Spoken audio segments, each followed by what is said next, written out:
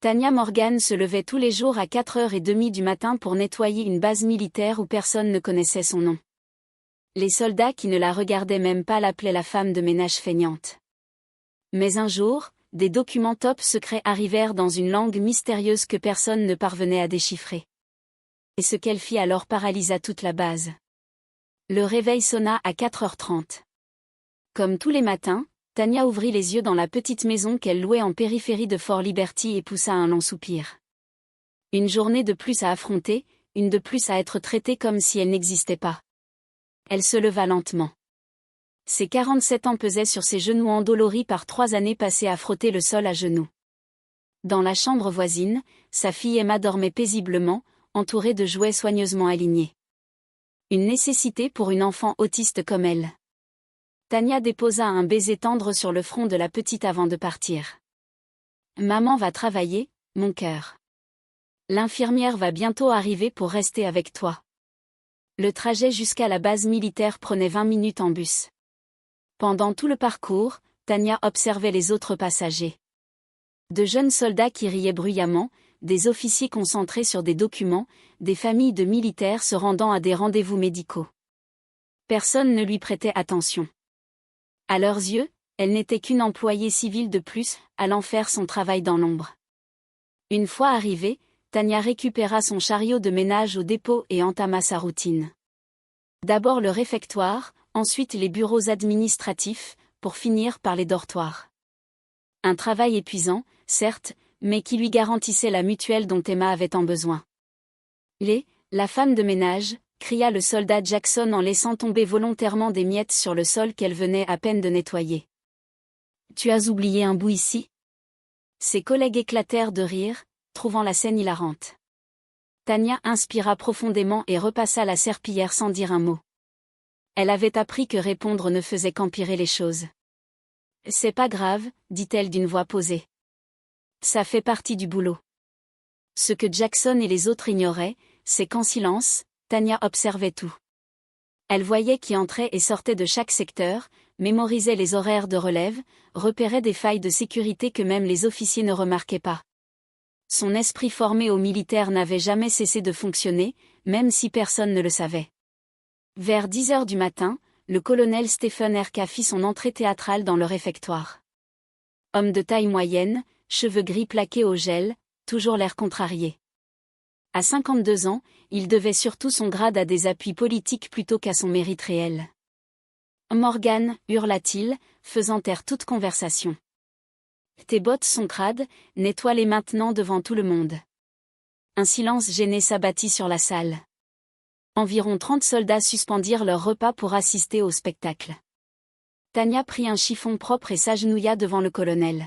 « Avec plaisir, mon colonel, dit-elle, gardant sa dignité malgré la posture. Voilà, je veux que tout le monde voie quelle est sa place ici. Des gens comme elle doivent comprendre qui commande. » En nettoyant les bottes boueuses, Tanya gardait le visage impassible. Mais à l'intérieur, une tempête grondait. Ce n'était pas que de la colère, c'était la lucidité douloureuse de savoir que cet homme n'avait aucune compétence pour le poste qu'il occupait. Elle connaissait des protocoles de sécurité dont il n'avait même pas idée, parlait des langues qu'il ne soupçonnait pas et avait participé à des opérations qui feraient passer ces quelques missions pour des jeux d'enfants.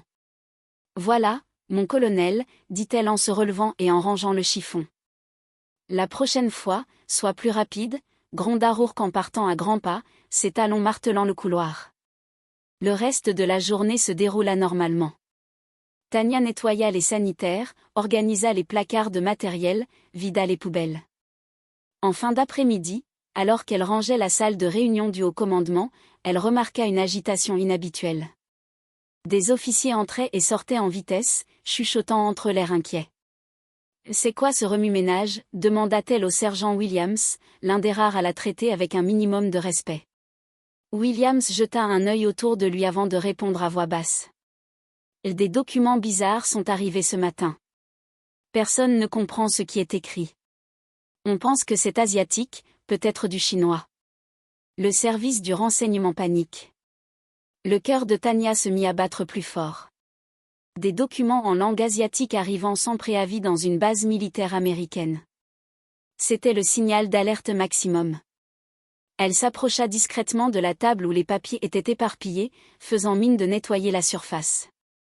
Il s'agissait de coordonnées géographiques, celles de Fort Liberty, mais aussi d'au moins 10 autres bases américaines. Ses yeux entraînés reconnurent immédiatement le schéma d'écriture et la structure des données.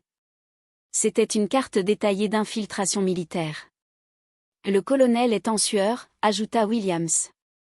L'intelligence dit qu'ils n'ont personne capable de traduire correctement. Ils vont devoir faire venir un expert de Washington, mais ça prendra au moins une semaine. Une semaine, répéta Tanya, essayant de garder un ton neutre malgré le danger grandissant. Ouais. Et le colonel pète un câble. Il dit que si c'est urgent, dans une semaine, ce sera trop tard. Tanya continua à faire semblant de travailler, mais son cerveau tournait à pleine vitesse. Elle comprenait parfaitement ce que contenaient ces documents et elle savait qu'attendre une semaine serait catastrophique. Si ses soupçons étaient justes, Fort Liberty n'avait que quelques heures avant que la situation ne devienne irréversible. Lorsque le colonel RK revint dans la pièce, elle remarqua la sueur sur son front et ses gestes nerveux. Il faisait les 100 pas comme un lion en cage. Il doit bien y avoir quelqu'un sur cette base qui parle chinois, s'écria-t-il à l'intention de Williams. C'est pas possible qu'avec 1000 personnes ici, pas un seul ne connaisse une langue asiatique. C'est alors que Tanya prit la décision qui allait changer sa vie. Je peux traduire ces documents. Le silence qui suivit fut si profond qu'on aurait cru que tout l'air avait été aspiré hors de la pièce. Le colonel Rurk resta figé, la bouche ouverte, refermée, ouverte à nouveau, tel un poisson hors de l'eau. Les autres officiers présents s'échangèrent des regards, mêlant incrédulité et un amusement à peine contenu. « Qu'est-ce que tu viens de dire » demanda Rourke, la voix chargée de mépris et d'une irritation croissante. « J'ai dit que je peux traduire ces documents » répéta Tanya avec fermeté sans reculer d'un millimètre. « Je lis et parle couramment le mandarin ainsi que le cantonais et 3 autres dialectes régionaux. » Le rire que Rourke lâcha résonna dans la pièce. Sec, cruel, méprisant. « Toi, la femme de ménage qui galère déjà à tenir une serpillière, bien sûr que tu parles chinois. Et moi, je suis astronaute pendant mes week-ends. » Quelques soldats ricanèrent nerveusement, mais le sergent Williams resta impassible. Il y avait dans le regard de Tanya une profondeur qu'il n'avait jamais remarquée. Une intelligence vive incompatible avec l'image d'une simple employée de surface.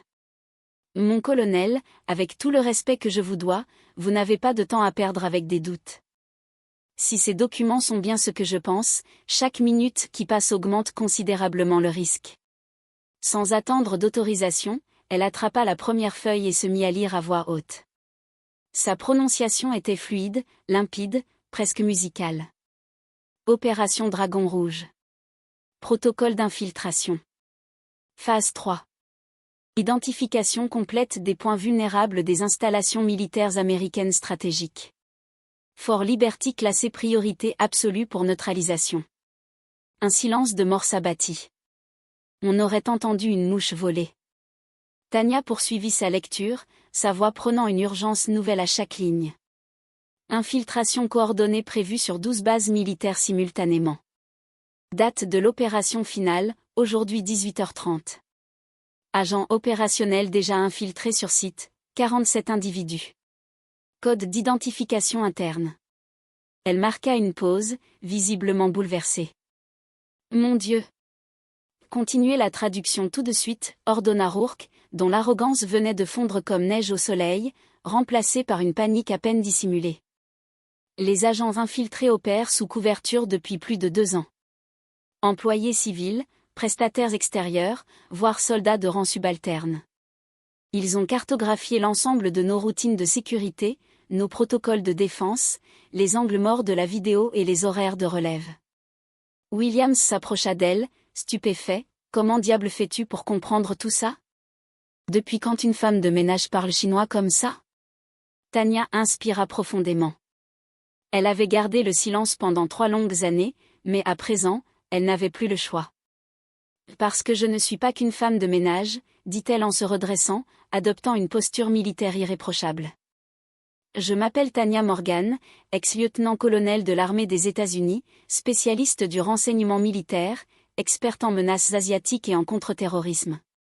J'ai servi pendant 15 ans avec distinction avant d'être injustement déchu de mon poste. La mâchoire du colonel Rourke se décrocha net comme frappée par un coup invisible. William s'ouvrit de grands yeux au bord de l'évanouissement. C'est un mensonge et honteux, marmonna Rourke. Mais sa voix avait perdu toute assurance. Si tu avais été militaire, je le saurais. Tout le monde le saurait. Vous connaissez le colonel Marcus Gordon, demanda Tanya, les yeux plissés, le ton glacial. La simple évocation de ce nom suffit à faire déglutir Rourke. Tout officier au gradé connaissait Marcus Gordon, héros de guerre décoré, cerveau derrière de nombreuses opérations réussies au Moyen-Orient. Gordon était mon supérieur direct. J'ai découvert qu'il vendait des informations militaires classifiées à des agents chinois contre de l'argent. Quand j'ai tenté de le dénoncer, il m'a accusé de trahison, a fabriqué de fausses preuves et m'a fait tomber. J'ai tout perdu, ma carrière, ma réputation, ma vie. Et vous avez fini ici à nettoyer les sols, demanda Williams, encore sous le choc. Ma fille Emma est atteinte d'un autisme sévère. Elle a besoin de soins médicaux spécialisés extrêmement coûteux.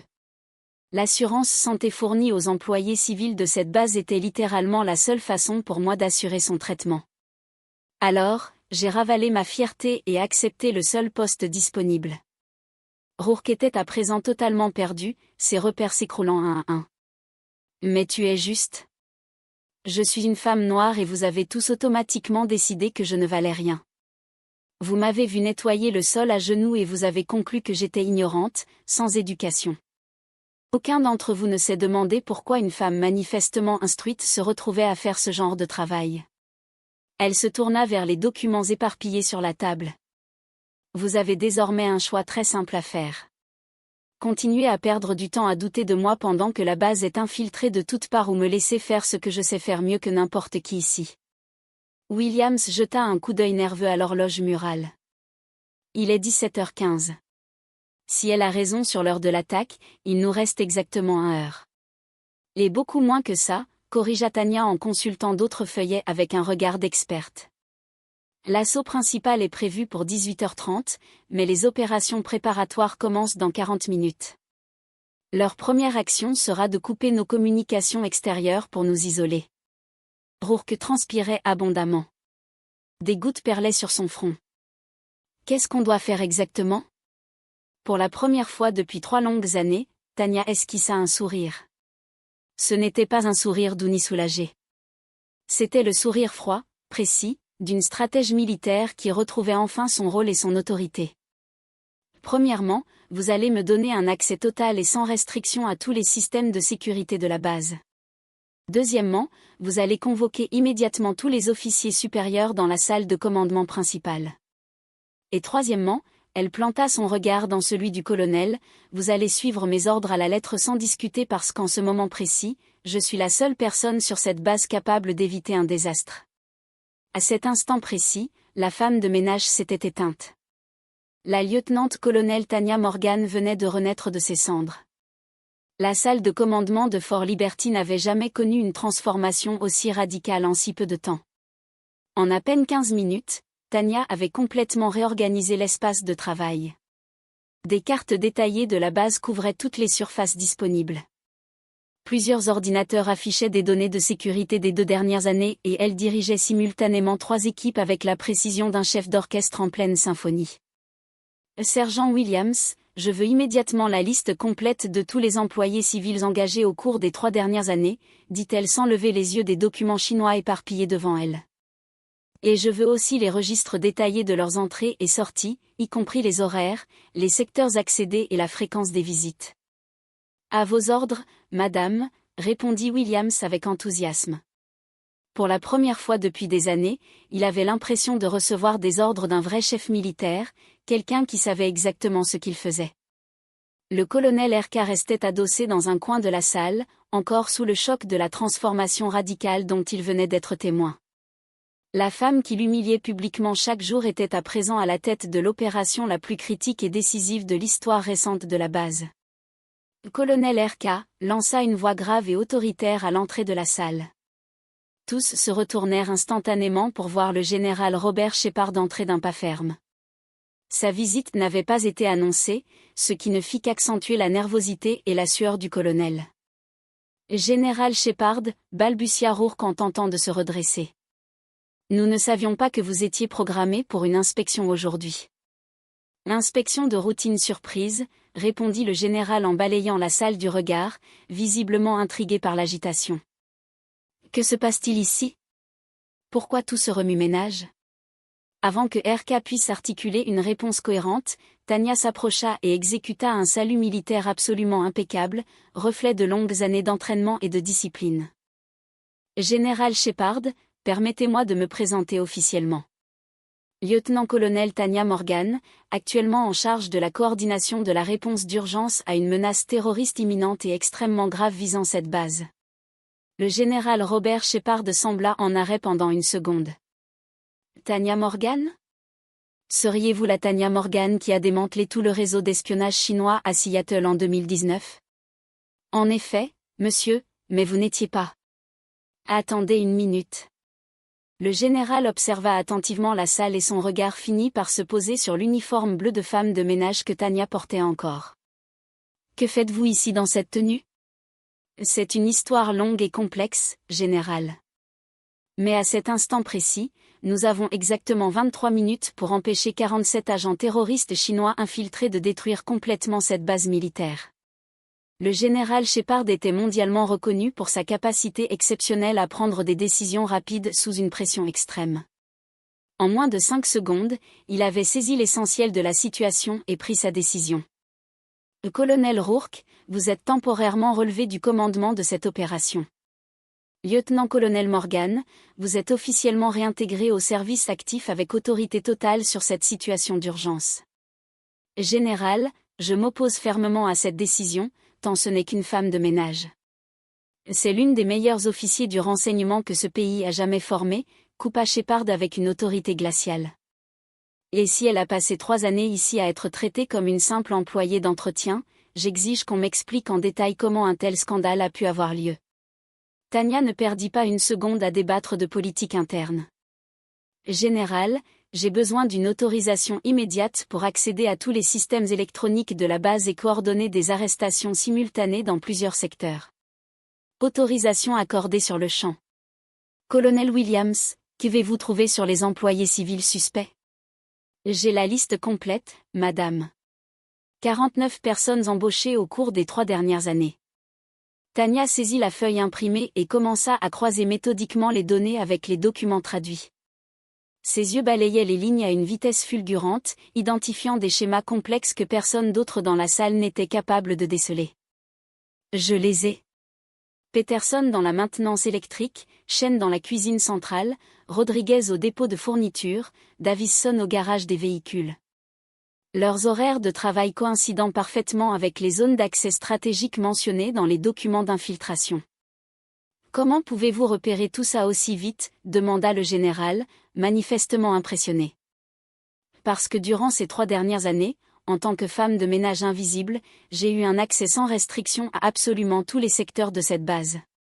J'ai observé attentivement les comportements de chacun, noté les incohérences dans les plannings, mémorisé les personnes toujours au mauvais endroit, au mauvais moment. Il ne me manquait que le contexte. Maintenant, je l'ai.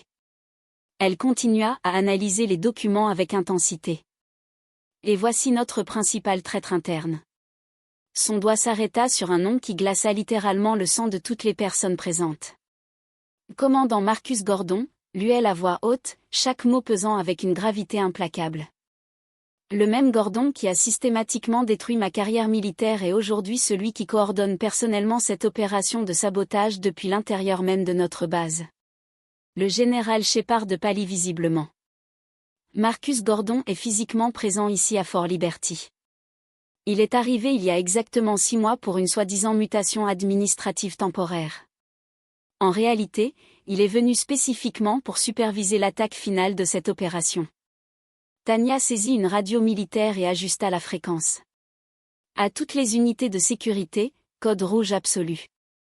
Procédez immédiatement à l'arrestation et à l'isolement des personnes suivantes. Elle commença à lire méthodiquement une liste de noms, fournissant pour chacun leur localisation exacte à cet instant précis. Comment pouvez-vous savoir exactement où il se trouve en ce moment, demanda Williams, fasciné. Parce que pendant 3 longues années, alors que vous me considériez comme invisible, j'ai tout observé et tout mémorisé. J'ai appris les horaires personnels, les habitudes, les trajets. Une femme de ménage voit et entend des choses que les officiers haut placés ne remarquent jamais. 15 minutes plus tard, les confirmations commencèrent à arriver par radio. Peterson capturé dans le secteur 7. Chaîne interceptée alors qu'elle tentait de fuir par la cuisine de service. Rodriguez trouvé en possession de matériel électronique suspect. Davison arrêté au garage avec des dispositifs non identifiés. Et Marcus Gordon, demanda le général, de plus en plus tendu. Je l'ai volontairement laissé pour la fin, répondit Tanya avec un sourire froid et calculateur. En ce moment même, il est dans le sous-sol en train de tenter désespérément d'accéder au système central de communication pour couper notre liaison avec l'extérieur. Mais j'ai modifié tous les mots de passe il y a exactement 10 minutes. À 18h30, l'heure exacte prévue pour le lancement de l'attaque terroriste, le dernier agent infiltré fut officiellement arrêté.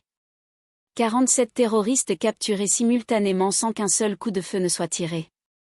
Le commandant Marcus Gordon fut trouvé exactement là où Tanya l'avait prévu, tentant frénétiquement de pirater un système qu'elle avait déjà complètement isolé et neutralisé. C'est totalement impossible, murmura Rurk, encore sous le choc. Comment avez-vous réussi à orchestrer tout ça? Tanya le fixa droit dans les yeux. 3 ans, colonel. 3 ans à être systématiquement traité comme une moins que rien.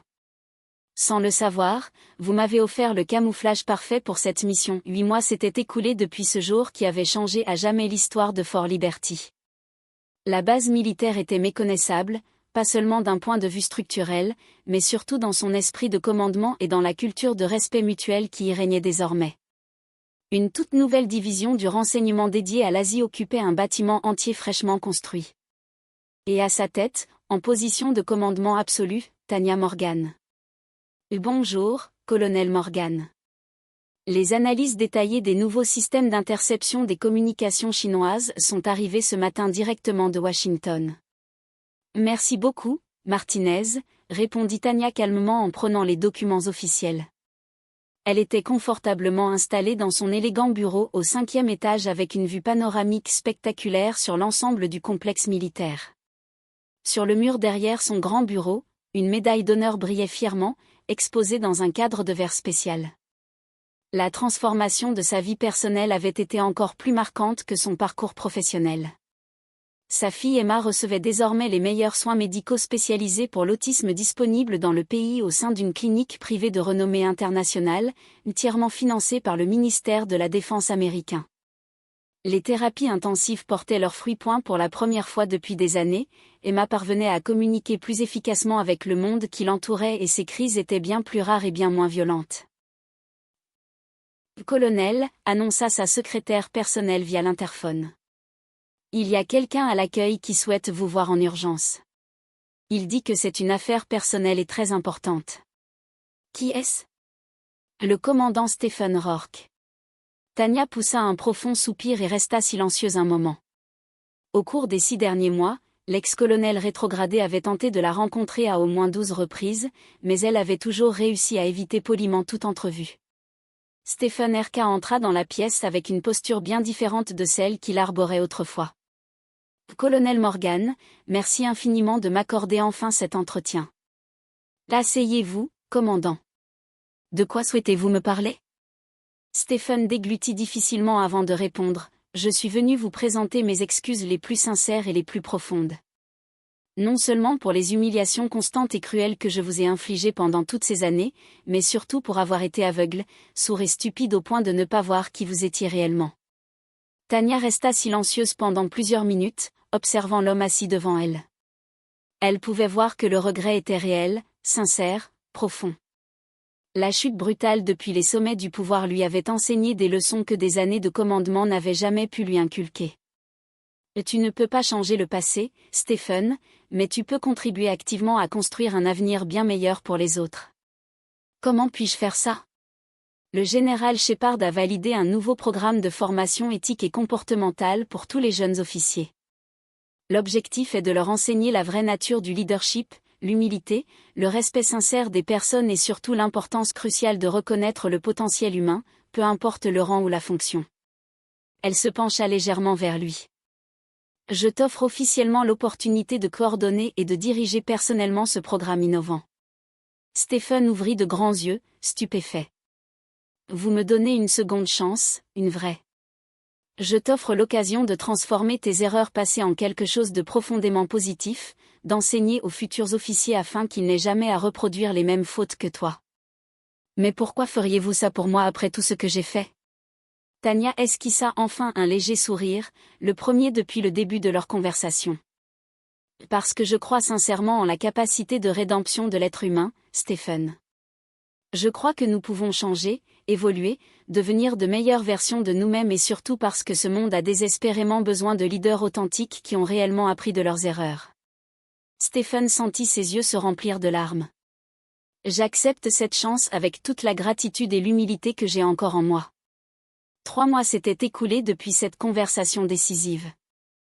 Le programme de leadership éthique dirigé par Stephen était désormais considéré comme la meilleure et la plus efficace formation pour futurs leaders militaires de tout le pays. Il enseignait à partir de sa propre expérience douloureuse et réelle, racontant sans détour aux jeunes officiers en formation comment l'arrogance aveugle et les préjugés systémiques avaient failli coûter des vies américaines et compromettre la sécurité nationale. Le vrai leadership militaire ne se mesure pas au nombre de personnes qui obéissent à vos ordres par peur ou par obligation, disait-il avec passion lors d'un cours en plein air.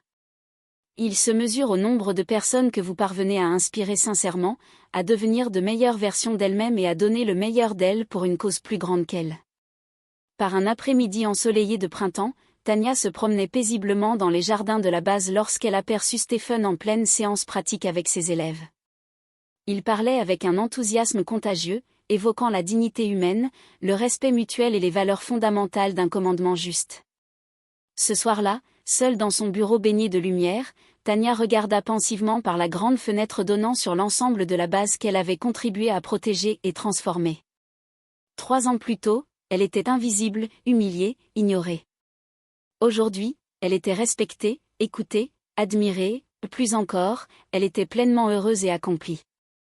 La justice avait mis du temps à arriver, mais elle était enfin venue et avec elle la preuve définitive qu'il n'est jamais trop tard pour recommencer une nouvelle vie. Il n'est jamais trop tard pour prouver sa vraie valeur au monde et il n'est jamais trop tard pour transformer la douleur en force et l'injustice en mission. Le téléphone sonna, interrompant ses pensées. C'était le général Shepard en appel direct depuis Washington. Colonel Morgan, nous avons une nouvelle situation d'urgence qui se développe à San Diego. Des documents hautement suspects sont arrivés, rédigés en coréen avancé. Nous avons besoin de notre meilleur spécialiste des affaires asiatiques. Tanya sourit en prenant ses clés de voiture de service et sa pochette d'identification. Je pars immédiatement pour l'aéroport, général. Temps estimé d'arrivée, 4 heures. La femme qui avait autrefois été forcée à devenir une simple femme de ménage invisible était désormais une colonelle absolument indispensable. Et ce n'était là que le début de nombreuses histoires héroïques et inspirantes qu'elle allait encore écrire et vivre. Le soleil se couchait sur Fort Liberty ce soir-là. Mais pour Tanya Morgan, une nouvelle d'opportunités infinies venait tout juste de se lever à l'horizon d'une vie transformée. Cette histoire est un puissant rappel. Ne jugez jamais quelqu'un à son apparence ni à sa fonction. Si l'histoire de Tanya vous a ému, laissez un like, partagez cette vidéo avec une personne qui a besoin d'inspiration et dites-nous en commentaire, avez-vous déjà été sous-estimé? Parlons-en ensemble.